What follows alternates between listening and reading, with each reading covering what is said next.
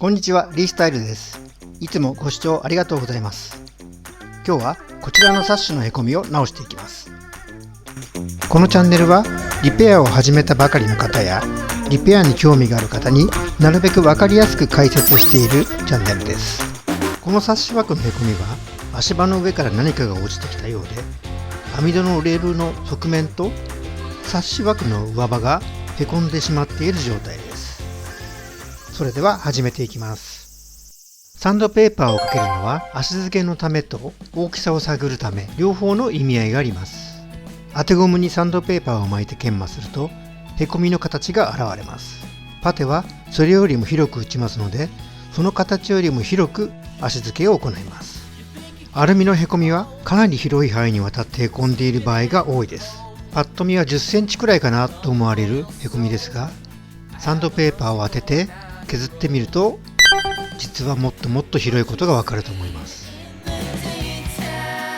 サッシレールにはサッシの動きを良くするためにシリコンスプレーなどが吹かれていることがよくあります。ワックスリムーバーなどを使い念入りに行います。脱脂をきちんと行わないとシリコンスプレーが邪魔してパテが剥がれたり塗装が乗らなかったりするトラブルがあります。このようなサッシのへこみの補修でのポイントは、へこみの大きさを見定めて適切な範囲にパテを打つということです。パテを打ちます。へこみは網戸のレールの側面と下枠の上刃です。押し込むように打ちます。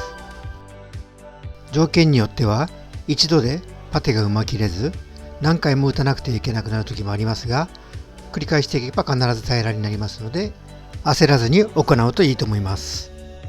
この日はへこみが広く深いものと気温が高い日だったのでパテの効果が早すぎ、一度では埋め切れずパテを3回打ちました。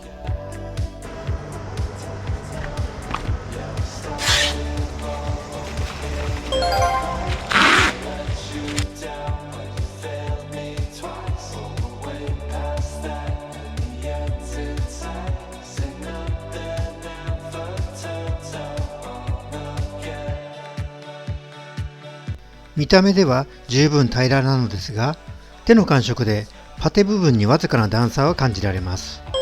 そのため何度かパテを繰り返して打っています。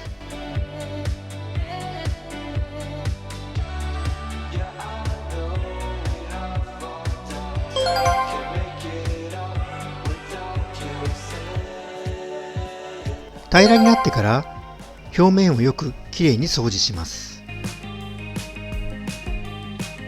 これはリキッドサンドペーパーです。脱脂もできます。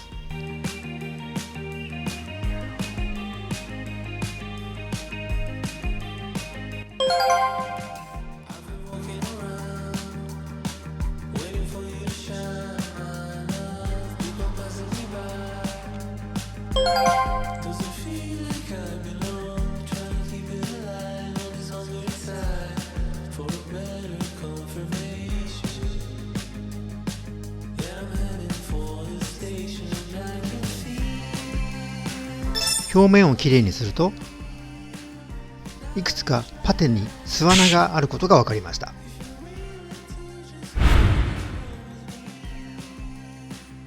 そこにアルテコを注入して潰していきます。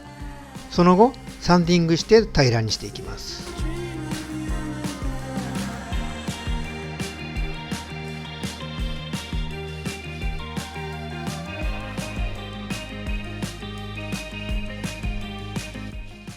また網戸のレールの立ち上がり部分と下枠の上刃の部分の入り墨は当てゴムが当たりにくいために目立てやすりで入り墨を削ってあげます。削りすぎると入り墨に筋が入ってしまうので注意が必要です。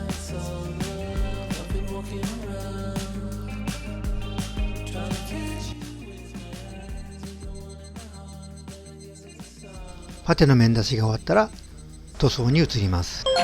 マスカーで養生を行います。マルチプライマーを塗ります。これは塗料の密着を良くするためのスプレーです。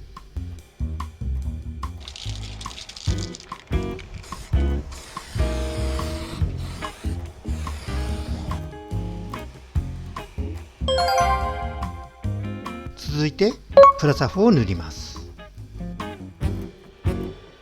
プラサフを塗った時点で塗装面をよく見てパテの段差があるかどうかよく見ます。ここでパテ目がわかるようでしたら軽くサンドペーパーを当ててみます。パテを打つ前にやった足付けをするときと同様にパテが足りないようでしたらパテ打ちまで戻る必要があります。そこまで戻らなくてもプラサフを重ね塗りすれば平らになる場合もあります。この時点で問題なければ次の塗装に入ります。このサッシは YKK のプラチナステンという色です。アルプラスの S012 が対応しています。端から端に均一に塗っていきます。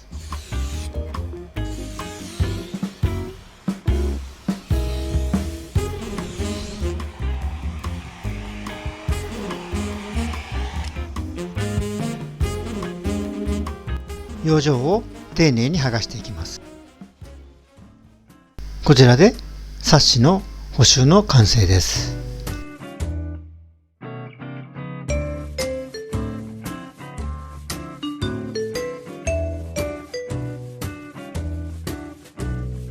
これでサッシの補修の終了になります。なかなか大変な作業でしたが、なんとか終わることができました。最後までご視聴いただきありがとうございました。オンライン講習会などの情報を LINE で発信しています。詳しくは概要欄をご覧ください。では次回の動画もお楽しみに。ありがとうございました。